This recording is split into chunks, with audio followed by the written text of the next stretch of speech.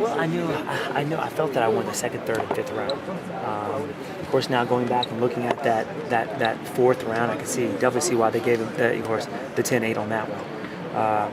It was like, he ended up knocking me down. It was the one threat after the next. But knowing that I taken his best shot, I felt that he has not seen the best Stephen WonderBoy Thompson. It's going to make this fight coming up even much more exciting. But even after, when they announced him as the winner, I was like, wait a second, I know I did better than that. But I didn't have time to really soak it in. As soon as I turned around, Dana was like, wait, it was a draw, stay up here. So I didn't have time to really to think about that, So, you know what, it's a draw, it is what it is. We're running it back, we're ready for round two.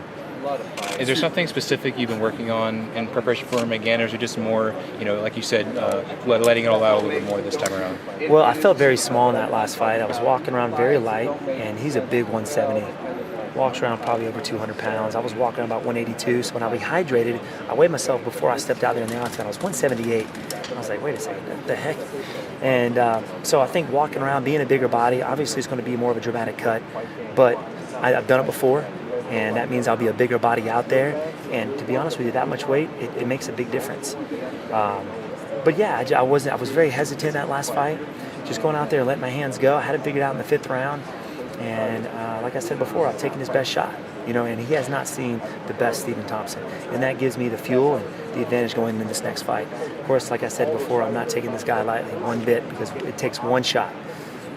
So you talked about the hesitation a couple of times. Have you figured out where the source of that was, why there was the hesitation? You know what? I'm not the type of guy to make excuses, but I sat there and I thought about it. There's a lot of things going on. That was the biggest card in UFC history. Madison Square Garden, the fans was crazy. I mean, the whole event was just nuts. And, Chris Weidman would tell you it's his fault. And I'm not going to give him that. You know what I mean? I'm a professional. Of course, I saw him, and, he's one of my best friends, and seeing that happen to him is just devastating, but I'm a pro. I'm a professional athlete. I know what it takes to get out there and do what I need to do. I'm not letting that get to me. You know what I mean? I went out there and did what I had to do, but it just wasn't enough. I went back and watched the fight. I was like, man, what was I thinking? I could have done this. I could have done that.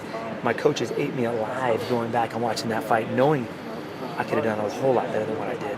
But you know what? When it comes down to it, you got your good days and you got your bad days. Even in sparring, even in training, for a week I'll sit here and smoke my sparring partner in sparring, and that one day he smokes me. And it's like, what the heck? You got your good day. And that just wasn't a good day for me. But knowing that I wasn't 100%, and I went five minute rounds with the champion, took his best shot, tried to submit me, that gives me the fuel, man, the fire to go back out there and do it again. It gives me the confidence to go back out there and do it again. How are you going to turn it around for this one?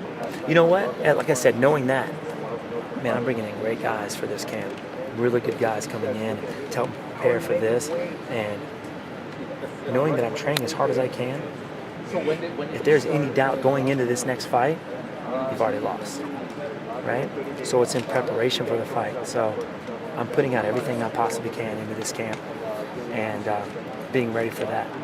So that's what drives me to go out there and just be able to do what I do and have fun with it. To me, my real job, I teach kids classes, teach karate classes. That's my job. I do this for the fun of it. Honor and the glory, money's just a bonus.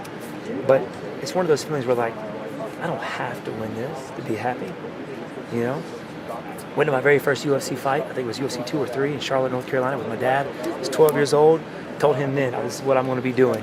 And I'm just blessed to be where I'm at, to be honest with you. You mentioned kind of having to prod him a little bit on social media and move this thing along. Where was your head at? Because, I guess there's the argument to be made that he's a champ and it's his right to kind of see what's out there. Everybody's trying to cash in on big money fights or whatever. But at the same time, the fight that you guys had, the way it ended, it seemed like the natural fight is to do it again. So what was your take the whole time as he's kind of exploring other options? Well, of course, immediately after the fight, he was talking about, we have unfinished business. I know Dana White was talking about it, immediate rematch. So in my head, I was like, oh, we're doing this. But the next thing you know, he's talking about other fighters, George, Nick Diaz, Conor McGregor, even going up a weight class fighting Bisping. So I'm like, he's talking about these other guys, but the guy he drew with, And in my head at the time, I'm like, how can the champion be okay with that? I know I wouldn't be. I feel like I wouldn't win. It's like the belts of participation trophy right now. And it's just not that way. So I'm thinking, I'm thinking at the time, he's talking about everybody else but me. So I had already signed the contract in December, early December before Christmas break, and so I was just waiting on him. So I was like, you know what? I'm going to post this up. It was a picture of me and him, both of our hand raised with my signature, and I just said, waiting on you, my friend. Of course, not knowing at the time, he was already getting ready to sign the contract. Obviously, he was talking, kind of, playing the game, so to speak, but it helped it along a little bit, made it a little bit faster. So it's, it's part of the game, and I'm enjoying every minute of it. I got to ask you how you felt yesterday. He made some headlines with his comments about how race, plays into promotion and that sort of thing, and you're kind of sitting there next to him. What was your feeling like at that time? I mean, was it uncomfortable for you? Did you buy into anything that he was saying? What was that whole experience like for you? You know what? Yeah, I really didn't. I haven't seen his side of everything. I've never spent time with him and what goes about with the UFC and the management. But in my head, I'm thinking, John Jones, one of the best guys out there, who was one of the biggest stars in the UFC at the time. And of course, he was kind of his own enemy there. Anderson Silva, another guy, one of the best guys. I mean, he's the GOAT. You know what I mean? I'm looking at these fighters, I'm like, these guys, to me, it hasn't been treated any differently. But obviously, I haven't seen his side, haven't been around him, haven't seen what's going on with the UFC. But who doesn't know Tyron? I don't know what the money's like. I don't know what they've negotiated with, endorsements or anything like that. I don't know. So, but all these other names are popping in my head. Like I don't see it. And for me, I'm looking at Tyron saying, you know what? Focus on the fight. Just focus on the fight. Don't worry about all this other stuff till after, because I want to fight the best Tyron Woodley, and I don't want him focused on this and not focus on the fight. You know what I mean? So that was my whole take on it. Sorry if I didn't answer your question. No, you did. You did. Right? But you did. We'll talk about the rematch itself. I mean, obviously we still got some time, but how do you see it coming together? Because you're saying he didn't do some of the things he's best at, you didn't do some of the things you're best at, but the way your guys' styles match up. I mean, do you see another kind of a 5-round back and forth, fight of the night type fight? You know what? That's what I'm preparing myself for. I never go out there looking for the knockout or predicting a knockout. If it happens, it happens. If it doesn't, it doesn't. But I'm prepared, knowing that I can go balls to the wall, all 5-minute rounds. I know if I can do that, he's going to break in there somewhere. My goal is just to break him while I'm out there in the fight. Just to be aggressive, just to be relentless. And no matter what, it's going to be exciting, man. This is round 2. Obviously, the first fight I thought promoted itself. We got fight of the night. It was talk of being the fight of the year. So, man, everybody tune in. March 4th, baby. Tickets go on sale tomorrow. It seems like a lot recently that guys, they fight, they get a title, and then they focus more on cashing in, getting a big money fight instead of defending the title. If you win this rematch, is your priority going to be to defend the title, or are you looking to get a payday? You know what? I'll be the champion. I think champions should take on all newcomers. Everybody who the UFC puts out there for.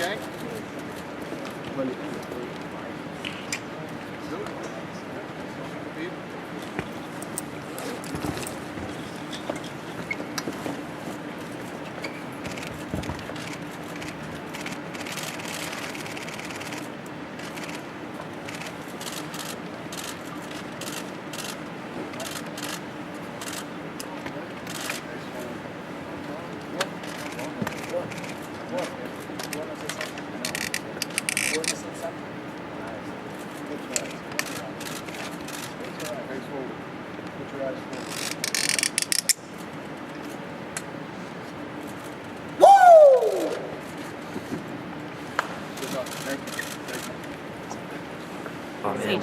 I know he's going to be the best he can be. I'm going to be the best I can be. If there's a knockout, there's a knockout, but I can't leave it in the judge's eyes. I know what happens when, you saw the last fight. You leave it in the judge's eyes, that's what happens. So you foresee you're both going to make the adjustments that one way or another, somebody's going to win clearly. You got it, man. You got it. I know he's the champion for a reason, so he's preparing himself, and I'm doing the exact same thing. So no matter what, it's going to be exciting. It's going to be a fun fight, so hopefully everybody tunes in March 4th to see that. Okay. Most of them already asked the questions I had, so I just have one more. Nate Diaz, Conor McGregor, they're spending more time talking about boxing than UFC. What do you make of that? That you have these top guys more worried about another sport than the one they're in. I don't know. I think it's just the money for them. Okay. I think it is. I think they're going to get a big payday for it. I think people are going to tune in to watch it. It's an exciting notion, that Conor McGregor could possibly be fighting Mayweather. Would you be interested in that? I'd watch it, of course, man. You know, one of our own go stepping up to a boxing somewhere, to another sport where the range is different. More boxing, you can't throw the kicks, you can't throw the takedowns. The stance are going to be different. So hats off to Conor, man, stepping into some other man's sport. How successful do you think an MMA fighter would be in boxing, given that you have so many other things that you do in the cage versus now? Okay, I'm only going to do boxing. Would it translate well? You think? I don't know, man. To be honest with you, you're stepping into another man's sport where that's all they do is boxing. Right. When you're focused on 3 other things, the jiu-jitsu, the wrestling, and your striking, the kick and the punch, the range is different. Even the range is different when it comes down to it. Small things like that. So I don't know, man. You're stepping to a guy who's been probably training at the age of 3 just to box, and you're stepping in there to do that with him. That's dangerous. Yeah. Thank you. Yes, sir. Bye-bye.